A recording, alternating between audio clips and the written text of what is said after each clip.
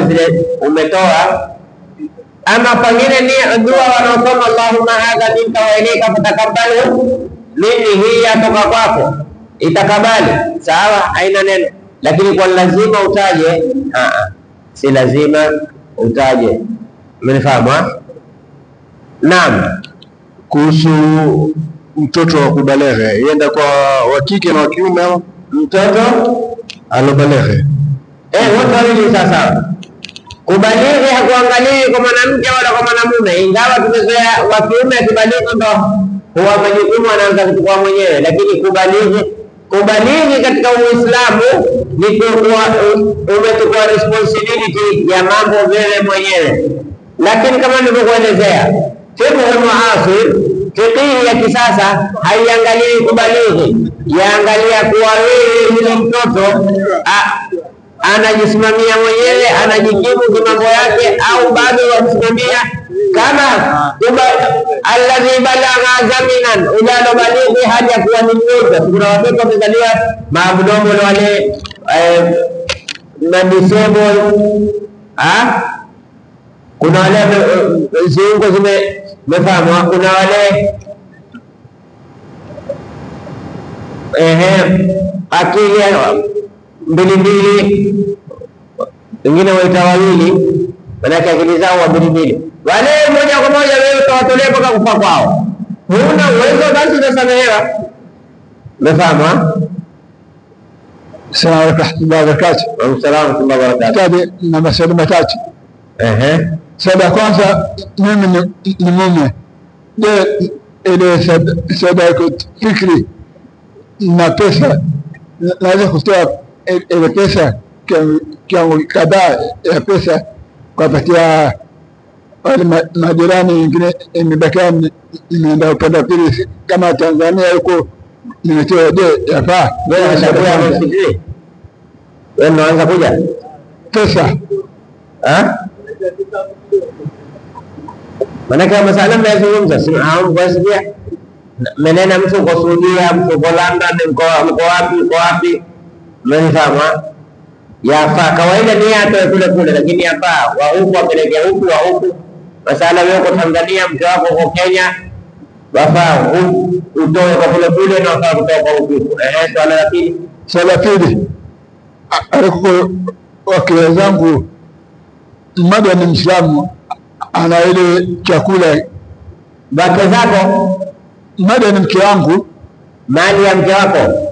Mmoja ni mke wangu, ana ile chakula, ana kama gunia 4 ya mchele, 2 ametoa kwa mtaa ile ameishi, yengine ametoa kwa mtaa ile adaishi. Je, ile sadaka fikri yafaa kuitoa? Mke afaa kujitolea, lakini hemlazimu. Mke anayelazimu kumtolea mke ni nani? Mume maskini, mke tajiri. Zaka, wakati wa zaka, jukumu la kutoa zaka nani? Mume. Lakini mke aweza kumwambia mume wangu hashike zikatoe, haina neno. Je, swali la tatu, kitabu mimi na dada yangu nimeteta, lakini ule dada alikuwa anataka kunitolea mimi sadaka fikri. Je, yafaa? Yeye na dadake wameteta. Je, dadake akakutolea, akitaka kumtolea zaka za fitri, ndio mpatane basi. Wewe mwanamume huifanya mwanamume zaka za fitri pia utolewa na mwanamke. Mwanamume gani? Ndio mpatane naye sasa wewe dadako. Jazakallahu khair. Yafaa kutoleana. Yaani unajua zaka za fitri si lazima mtu akikutolea, si lazima awe ni jamaa yako au kuna urafiki, aweza kukwambia tu bwana, sasa ni mara hii nitakutolea nini zaka za fitri, haina nini, bora akubali. Unafahamu? Wajua mimi kikataa hata ukitolea hesabii, kwa sababu innamal a'malu binniyat. Daona umeng'ang'ania kutolea wengine, kama umemwambia mtu amekataa, na ndio mimi niko tayari, kuna nitakwambia watu wangapi, nitakwambia watu kadhaa nitolee. Jazakallahu khair. Assalamu alaykum. Wa alaykum salaam. Mimi na maswali mawili. Na upande wa zaka kauliza zaka tu. Usitudanganye hiyo. Moja tu la sadaka basi. Moja la zaka na sadaka basi. Haya, twende. Haya, naanza na zaka. Mtoto wa nje ya ndoa, Naam, waweza kumtolea pia? mtoto wa nje ya ndoa atatolewa na nani? Na mamake. Nasema, je, wewe waweza kumtolea kama nani? Anamtolea tu kama nani? Unajua kuna pengine tukadini shere ati namsikitikia tu, simtolee kama mimi ndiye baba. Basi wewe utatolea watu, twende tukupeleke. Unajua na tele wanayokuwatolea Iko hivi ustadi, iko hivi, nataka kuweka sawa. Kisha niweke sawa. Sawa. Mimi nakuta masala mengi, mtu anakwambia ustadi, mimi nataka kumsaidia mwanamke amezaa mtoto wa siri, amezaa mtoto wa nje ya ndoa, nataka kumsaidia. Kwa nini nataka kumsaidia? Basi yule maskini, yule mama anasikitisha, sijui nini. Hata ukiapekua kumbe yeye ndo anakwenda kutonga ile mimba. Manake kama wewe wahitaji kusikitisha, wako tele, hakuna tele wale kusikitishao. Ili kwa nini wewe? Wajua jamanini, nifahamu ni kitu kimoja. Mtoto azaliwao ndani ya ndoa hafai kudhalilishwa. Mtoto azaliwao ndani ya ndoa hafai kunyanyaswa. Mtoto azaliwao ndani ya ndoa hafai kutukanwa. Mtoto azaliwao nje ya ndoa hafai kutengwa, lakini alosababisha kile kitendo hafai kupewa amani. Sijui mmenifahamu hapa? Shati ahisi yule mama kwamba amefanya jambo baya lile ilikuwa kazi rahisi tu, badala kupatwa miguu bila kukabili tu apatwe miguu kwa kabili lile. Sasa lazima afeel guilt, yani ahisi kwamba amefanya jambo baya. Mwanangu hajapata nguo zaidi, alokwambia ndio kamzaa Nyerere imekushika, ingawa atafuta mtu kwa mbali amnunulie kisha afanya nini, lakini asione kwamba watu wakamwongelea. Usijali, hata ukitaka tena replay yawezekana, si ndio?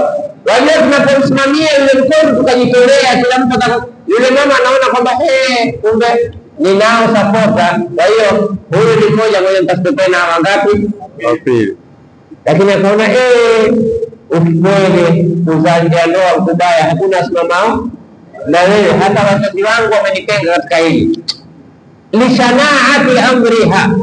Narudia tena, tusimuonyesha ni mtoto, tumeona mtoto ni mgonjwa, tujitahidi kwa njia yoyote, bila huyu mama asielewe kwamba sisi tumsaidia yeye, ajue sisi huyu mtoto hana kosa kwa nani.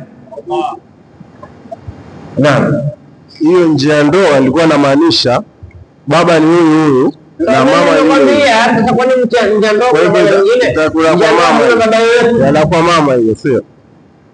Nakwambia njia ndoa hakuna baba ni huyu, hakuna huyu ndiye baba, lakini nakwambia utakuta yeye ndo anadunga mimba. Wewe msikwambia baba, sababu hakuna mtoto njia ndoa hana baba, hana anayestahili kuita baba.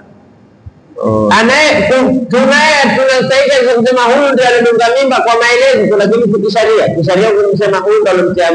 Yani wewe kisheria kidini ukaja na mwanamume, yani binti yako akaja kukwambia ana mimba ya haramu, alafu yani yule binti akwambia baba mimi mjamzito, alokudani akaja mimba, atanitambua akutambua kwa nini? Yeye ukaenda ukamshtaki, una makosa ni wewe. Kwa sababu makosa ya binti yako, makosa si yake. Kwa nini anamtilia mtoto wangu mimba? Si alitaka? Mbona hakukutia wewe mimba? Huyo kijana alitaka mwenyewe mimba, hakumbaka huyu, hakumshika kinguvu, wala hakumtumania mazingaomo, wala hakumtilia kwenye maji ya Zamzam. Hapana. Kuna hiyo moja. Umenifahamu? Wapi? Wajua spika.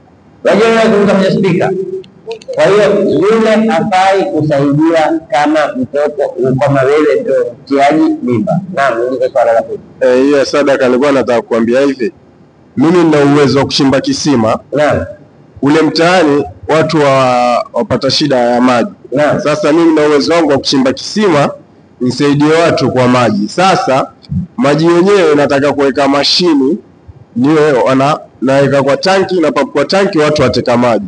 Lakini sasa uwezo wangu nikishawekea tanki nikishamaliza ile mashini pengine ikija ikiharibika, sina uwezo wa kuitengeza na sina pengine mapeni ya kulipia moto kupampu maji. Sasa swala laja hapa, naweza kuwalipisha wale watu kwa mtungi miwili shilingi 5 ili ile pesa ndio isimamiwe moto na ile mashini ikiharibika itengezwe. Lao si bei hiyo, wangenunua bei gani? Manake si kwa wewe bei ile kwenye unataka ndio wewe inazungumza kaya kuwasaidia. Mimi naweka hiyo bei ili ile pesa wasikose maji yani. Ajua swala haliko kuweka bei. Naam. Kama si ya msaada angeuza bei gani kwa ile moja? Shilingi 20, shilingi 15. Moja kwa shilingi 5. Mawili, makini mawili shilingi 5. Sasa Mungu akujaze nyingine sadaka, hapo nyingine sadaka. Shukrani.